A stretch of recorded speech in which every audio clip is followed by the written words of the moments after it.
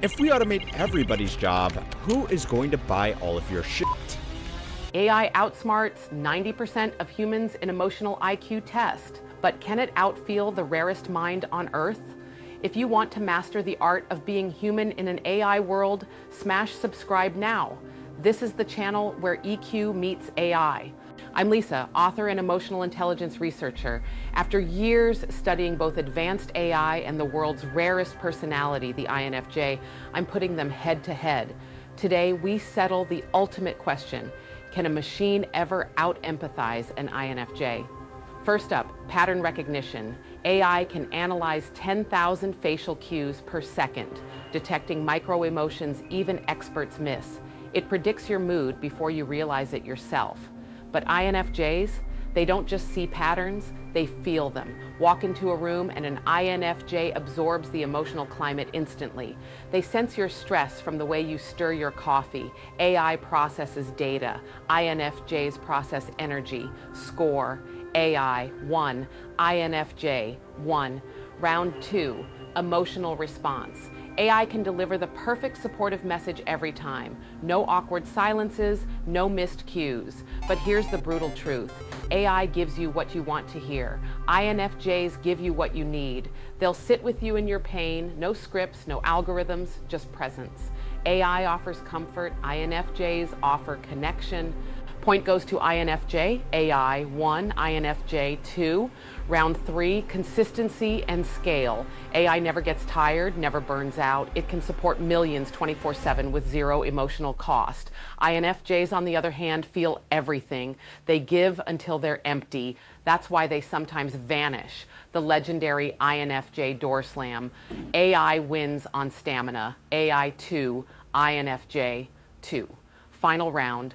Authentic connection. AI can simulate empathy, but simulation isn't the same as feeling. When you cry to an AI, it processes your tears as data. When you cry to an INFJ, they feel your pain with you.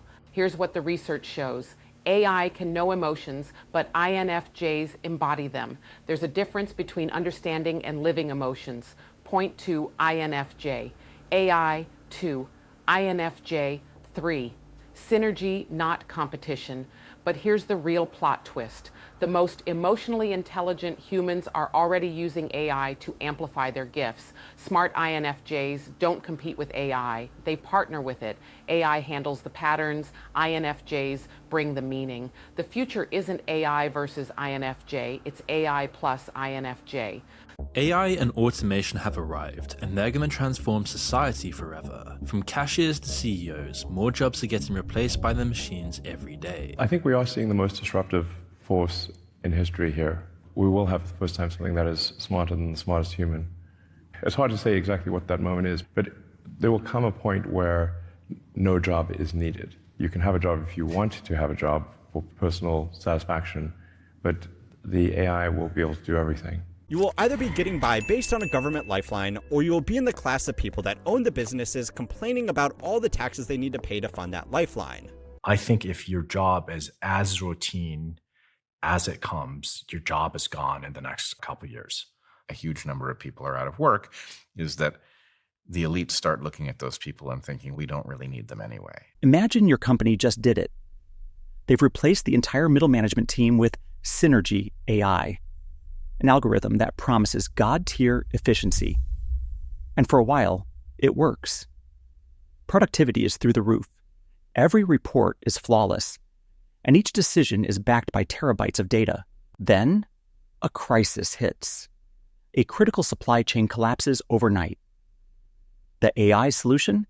Sever all ties and sacrifice half your clients. It's the most efficient choice, mathematically speaking. It would also completely destroy the company. And that's when a leader with a nearly forgotten human skill steps in to do the one thing a machine never could. This isn't a scene from a sci-fi movie. It's a glimpse into a future that's arriving way faster than we think. We're in an age where AI can analyze, predict, and automate tasks with superhuman speed. It can write a performance review, optimize a budget, and even suggest strategic pivots. But when the stakes are highest, when the data runs out and a real crisis is staring you in the face, The very logic that makes AI so powerful becomes its greatest weakness. The question isn't if AI will change leadership, but what uniquely human skills will become our most valuable assets in a world increasingly run by algorithms. Section 1. The problem. When cold logic fails. Let's go back to that collapsing supply chain.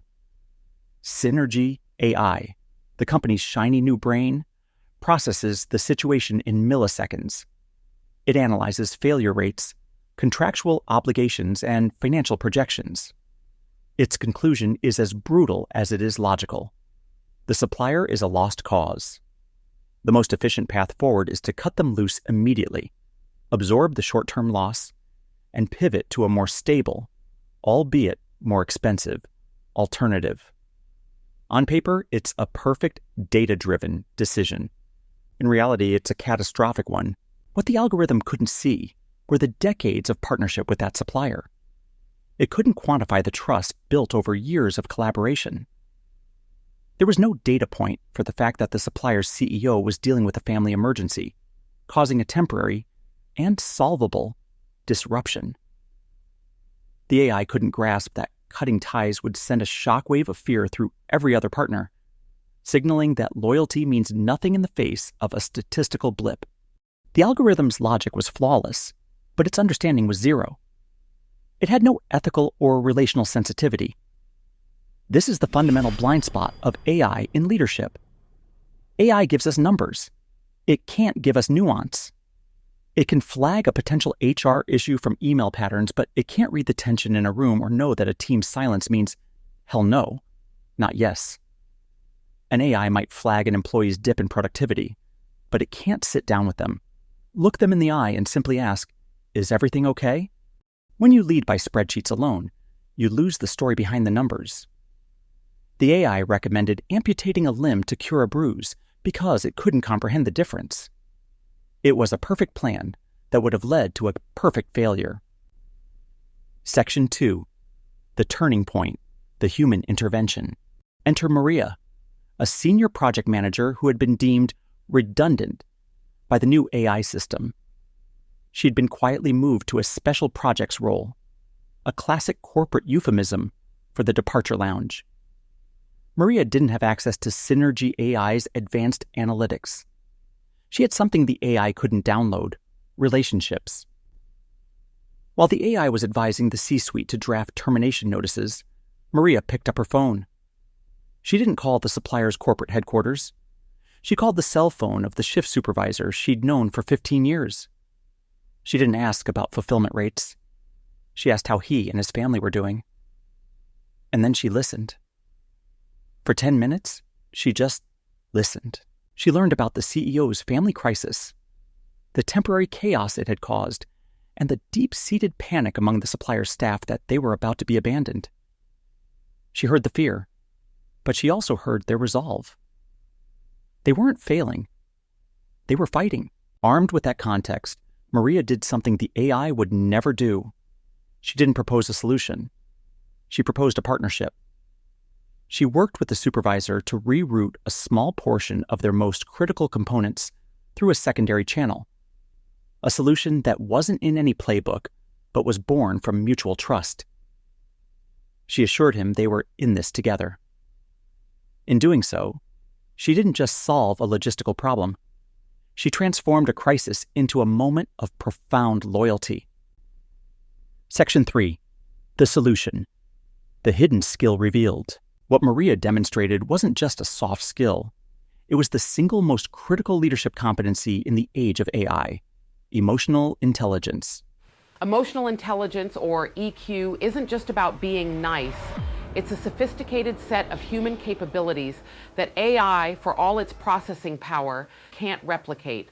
It's the ability to perceive, understand, and manage emotions in yourself and in others. Let's break down what Maria did through the lens of EQ. First, she used empathy. This isn't about feeling sorry for someone. It's about the ability to truly understand their perspective. The AI saw a failing supplier. Maria saw a team of terrified people trying to hold things together during a crisis. By showing genuine care, she created psychological safety, which is the bedrock of trust and innovation. Second, she used intuition. Intuition isn't magic. It's pattern recognition on steroids, fueled by experience. While the AI was stuck with the data it was fed, Maria's gut feeling told her there was more to the story. Leaders with strong intuition know when the numbers feel wrong and have the courage to make judgment calls when things are fuzzy. Finally, she demonstrated true adaptability. The AI was rigid. Its solution was binary: stick with the failing plan or execute the exit strategy. Maria was fluid. She adapted her approach in real time based on new emotional data. In a world of constant disruption, the ability to pivot and guide a team through uncertainty with confidence is what separates surviving from thriving. These skills, empathy, intuition, and adaptability, are not optional extras anymore. As AI automates the technical stuff, these deeply human power skills become the new competitive edge. Section 4. The resolution and the bridge to you. The result? The supply chain was back online within 48 hours. But more importantly, the relationship with the supplier was now stronger than ever. The story of what happened spread like wildfire through the company and its partners. Trust, a metric that doesn't show up on any of Synergy AI's dashboards, skyrocketed. The board realized that efficiency without wisdom is dangerous. They learned the goal isn't to replace human leaders with AI, but to augment them. The future of leadership is not humans versus AI, it's humans with AI. Maria's story isn't just a hypothetical. It's a blueprint for your own career. You might feel the pressure to become a tech guru or a master of prompt engineering. And while technical fluency is great, your real long-term advantage lies in doubling down on the skills that make you uniquely human. The amount of change we're going to see over the next 5 years, 10 years, will dwarf everything that's happened over the last 30. And so the people who were writing software, particularly at the lower end, unless you're doing these advanced things, they're gone. The people that because the software's writing itself. It's doing itself. It's just math. Programmer back in the day, so when I was writing code, it was the algorithms were if this, then that, XOR, whatever it may be. But you had to guess. You had to use your best instance. And then it got smarter and smarter and smarter, and libraries to do bigger and better things. All that is being automated. And so now you have to know how to use that stuff. So either software works for you or you work for software. The difference is the time lag, the timeline. So what took 20 years before and then became 10 could be 5 or 3. And so when you start getting that massive amount of disruption in employment, what do? The whole nature of employment is going to change. There aren't manufacturing jobs coming back. So English majors of the world should celebrate? I think English, philosophy, foreign language majors, maybe not now, they're going to starve for a while, but that's not even the real issue. The real issue is if 1 million, 2 million, 3 million, 5 million people have their jobs disrupted, and we see the direction everything is going and how quickly it's going. What are you going to do with them? So how do you do it? Here are 5 concrete steps to start building your emotional intelligence today. 1. Check in with yourself. You can't read the room if you can't read yourself. Start by simply naming your feelings. When a work event leaves you feeling stressed or frustrated, pause and ask, what specifically am I feeling right now? Is it annoyance? Disappointment? Fear? This simple act is the foundation for everything else. 2. Practice active empathy. Empathy is a muscle, so build it. In your next one-on-one, don't just talk about deadlines. Ask open-ended questions like, what's on your mind this week? Or, what part of your work is giving you the most energy right now? Then just listen. Don't jump in to solve anything. Just listen. 3. Investigate your intuition. Don't dismiss your gut feelings. Get curious about them. The next time you feel that something is off in a meeting, pay attention. Use that feeling as a starting point for inquiry. Ask yourself, what might I be picking up on that the data isn't showing me? 4. Reframe change as an experiment. See disruption not as a threat, but as an opportunity to learn. The next time a project goes off the rails, instead of getting frustrated, model resilience. Say to your team, okay, that didn't work. What did we learn, and what should we try next? A learning mindset is the heart of adaptability. 5. Use AI as your co-pilot. Let AI do what it does best: analyze data, handle routine tasks, and surface insights. Use the time and mental space this frees up to focus on the irreplaceable human work: mentoring your team, building real relationships, and fostering a culture where people feel safe enough to be creative. According to World Economic Forum, 85 million jobs will be replaced by AI by 2025. And on top of that, PwC, PricewaterhouseCoopers, said an estimated 30% of all jobs will be replaced by AI in mid-30s. Goldman Sachs said 300 million jobs are going to be replaced. We are at a massive turning point. AI will keep getting smarter and faster. It will undoubtedly take over more of the technical parts of leadership. But leadership isn't about managing tasks. It's about moving people. It's about offering hope, building trust, and showing compassion, especially when things get tough. The future doesn't belong to leaders who can do what an AI can. It belongs to leaders who can do what an AI cannot.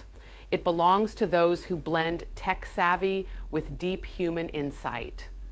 It's a simple truth that tons of people aren't academically smart enough to make the transition. It's a pipe dream to imagine that we're going to train the millions of truck drivers that will lose their jobs to do something else. By mastering emotional intelligence, you ensure that you remain the most valuable, indispensable, and powerful part of any organization, not in spite of AI, but because of it. What's one leadership responsibility you believe AI will never be able to replace? Drop your thoughts in the comments below, and if you want to build the skills that will keep you ahead in the age of AI, make sure to subscribe for more on human-centric leadership. One of the challenges in the future will be, how do we find meaning in life? If you have a magic genie that can do everything you want,